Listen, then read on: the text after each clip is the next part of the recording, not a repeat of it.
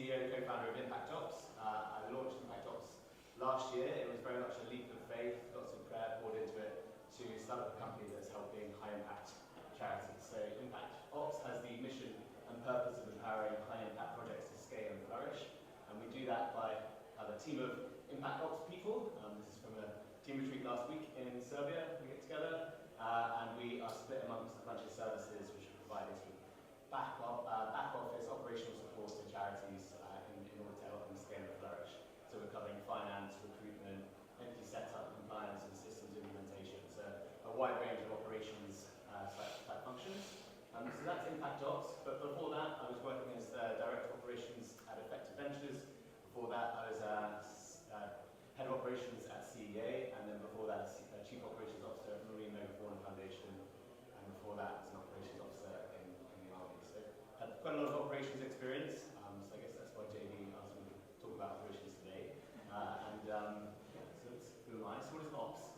So Ops is sort of all the things that are required to make things run smoothly, and it's different in charities, but it sort of covers some base things. Sort of could be hiring, could be finance, compliance, process improvement, event running, venue management, that sort of thing.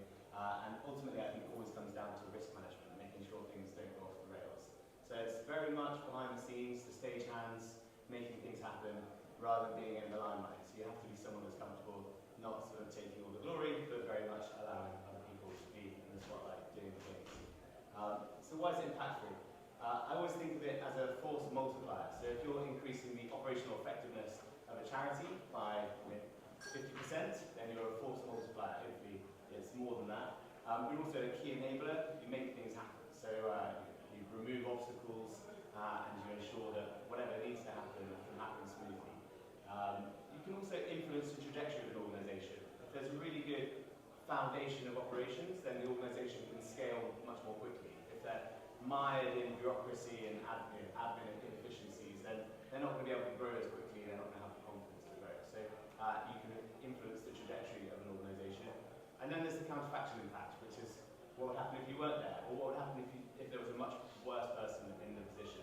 Often this sort of thing goes unrecognised, and people don't realise how bad it could have been if there wasn't good operations in place. But that's why is it impactful? So who should do it? I think you need to be organised. You've got to have good attention to detail. There's often a lot of things being juggled at one time. You need to be a problem solver, so you need to be able to see the solution to a complex problem, being able to prioritise what needs to be done next. You need to have a systems mindset, so processing and looking at processes and what comes next, what's the more efficient way of doing it, how can this be optimised, how can we automate it, these sorts of things. And then ultimately you need to have quite a high level of grit, because you just got to push through painful, sometimes bureaucratic systems that are not exactly the most enjoyable thing to deal with, which is why often it gets pushed to ops. You're dealing with the sort of the things that are going wrong. So it's you've got to be able to persevere through those things. How to get started. As Grady was saying, building career capital in your early career. Career is a marathon, not a sprint, especially if you're in your 20s. Experiment, spend some time testing fit and getting experience, see if this is the kind of thing for you. So you can take on volunteer roles, maybe at an event like this, or being an organiser of a group would be a good way to test your fit for an operations type role.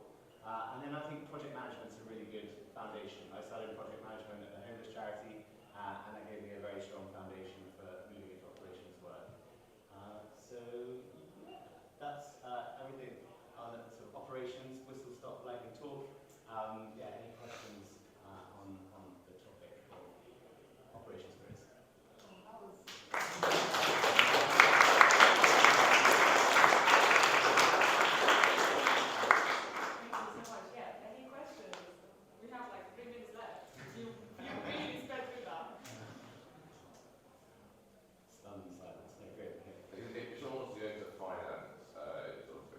Would you recommend they sort of start at accounting for a big four, do a qualification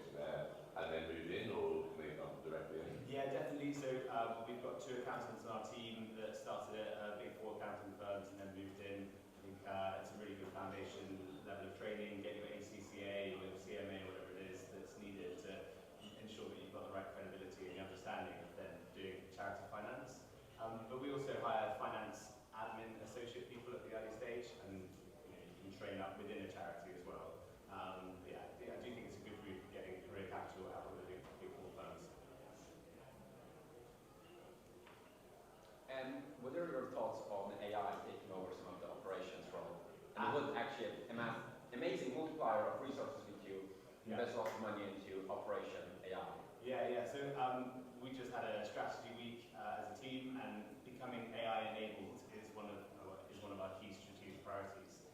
So we've got a sort of saying, it's like bookkeepers won't be replaced by AI, but bookkeepers that use AI will replace bookkeepers that don't. And so I think that sort of goes across our whole services. So we need to leverage these tools to increase the effectiveness of charities. So we're looking to do more with less by using AI, and to increase operational effectiveness using AI as well.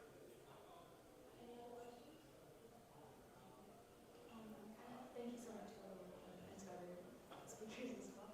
I was just curious what kind of charities you serve. Is it very diverse in cause and the size of it, or do you tend to attract larger ones because they have the capacity to get your service? Or? Yeah, I think our comparative advantage is actually with smaller charities that are scaling up.